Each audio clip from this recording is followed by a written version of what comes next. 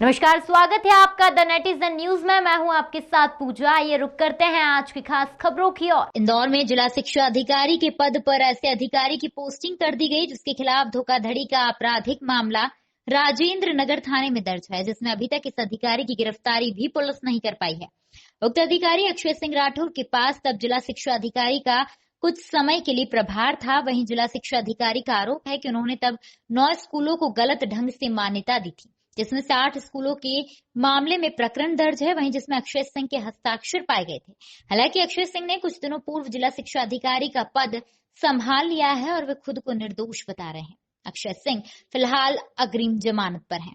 राजेंद्र नगर थाना प्रभारी अमृता सिंह सोलंकी ने बताया, वर्ष 2019 में 9 स्कूलों को गलत ढंग से मान्यता देने के मामले में तत्कालीन प्रभारी जिला शिक्षा अधिकारी और उनके बाबू पर धोखाधड़ी का केस दर्ज किया गया। मामला 2 साल पुराना वर्ष 2018 का है।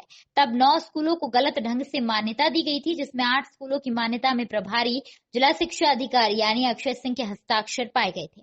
इस मामले में वर्ष 2019 में अक्षय और उनके सहयोगी बाबू के खिलाफ राजेंद्र नगर पुलिस ने धोखाधड़ी का केस दर्ज कर उनके बाबू धीरेन्द्र परिहार को गिरफ्तार किया था। फिलहाल अक्षय सिंह की गिरफ्तारी नहीं की गई है। राइट। इस मामले में जिला शिक्षा अधिकारी अक्षय सिंह का कहना है कि उनके सहयोगी धीरेन्द्र सिंह परिहार ने उनके डोंगल का उपयोग कर मान्यताएं दी थी और ये मामला हाई कोर्ट में भी गया था, जिसमें परिहार ने स्वीकार भी किया कि उन्होंने मेरे डोंगल का गलत इस्तेमाल किया था। इस मामले में शासन को भी जानकारी भेजी गई थी, जिसके बाद धीरेन्द्र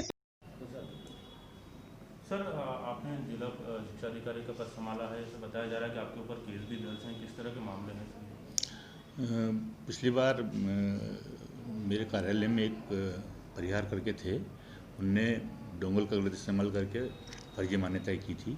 वो मेरे द्वारा पकड़ के जांच करवाई गई। कलेक्टर साहब को पुटअप हुआ। कलेक्टर साहब ने के सामने उनके कथन हुए और उन्होंने उसमें स्वीकार किया कि उनके द्वारा ये कार्य किया गया था। उसके बाद शासन स्तर पे डी होके भोपाल भेजा गया प्रकरण को, और भोपाल से ने उसका परीक्षण करने के बाद उन्हें बर्खास्त किया गया। सर, लेकिन केस आप पे दर्ज बताया हाँ, वो चूँकि मेरा डोंगल था इसलिए मेरे पे केस दर्ज हुआ, लेकिन हाई कोर्ट के अंदर भी जब ये प्रकरण गया उसमें भी ये बात क्लियर हुई कि उन्होंने बताया कि he misuse dongle and password and he admitted himself also.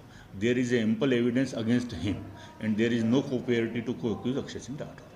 Sir, ये किस तरह के केस थे और कब का मामला?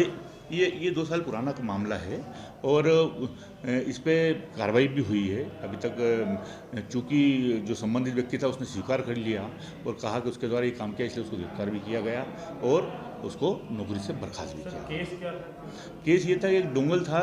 जब मैं उस समय में प्रभारी डीओ था तो यहाँ पर एक काम आया था, उसमें डोंगल का प्रयोग करना था। उस डोंगल का इस्तेमाल करके उसने मान्यताएं जो थी किसी स्कूल की वो करी थी, और जैसे ही मेरे संज्ञान में आया उसको मैंने पकड़ा और सीओ साहब और कलेक्टर साहब को पुटअप किया कि सर इसके अंदर किसी ने ये गलती करी है, इसकी जाँच की है। जाँच करवाने पर यह पाया गया कि ये कृत्य उसके द्वारा किया। उसने खुद लिख के कलेक्टर साहब सीओ साहब को भी दिया। इसी आधार पे यहाँ से प्रस्ताव शासन को गया, शासन स्तर से उसको हटाया। सर, 9 स्कूलों में से 8 स्कूलों की जो डिजिटल है उसमें आप बताइए, कोई आरोपी है जिला शिक्षा अधिकारी है, क्या मामला था पूरा?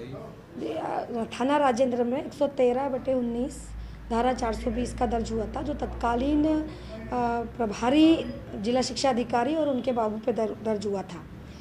उसमें बाबू की गिरफ्तारी सुनिश्चित हो गई है और तत्कालीन जो अधिकारी थे उनकी जांच चल रही थी कि उनकी संलिप्तता कितनी है। प्रथम दृष्टया आईटी एक्ट कहता है कि जिसके सिग्नेचर है उसकी जवाबदारी है, उस आधार पे उनको जो है आरोपी बनाया गया है। हम लोगों ने जांच करी है, उसमें 9 में से 8 स्कूल ऐसे हैं जिन पर उनके सिग्नेचर वैलिड बता रहे हैं। अन्य स्कूलों की और उनकी बीआरसीओं की कुछ कथन बाकी हैं, उसके बाद निश्चित करेंगे कि इनकी संलिप्तता कितनी है। प्रथम दृष्टया उनकी संलिप्तता नजर आती है। क्या 9 स्कूलों में किस तरीके से फर्जीवाड़ा किया था, किस तरीके से साइन की थी, इसमें क्या मामला था पूरा?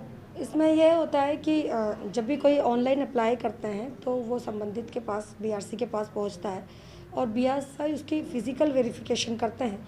फ़िज़िकल वेरिफिकेशन करने के बाद वो ऑनलाइन अपने डीओ जो अधिकारी होते हैं उनके वहाँ भेजते हैं और वहाँ से डिजिटल सिग्नेचर के द्वारा उनकी मान्यता होती है। इस पूरे प्रोसेस में यदि देखा जाए तो 8 ऐसे स्कूल हैं जिनमें सर्टिफाइड वैलिड उनके जो है सिग्नेचर पाए जा रहे हैं।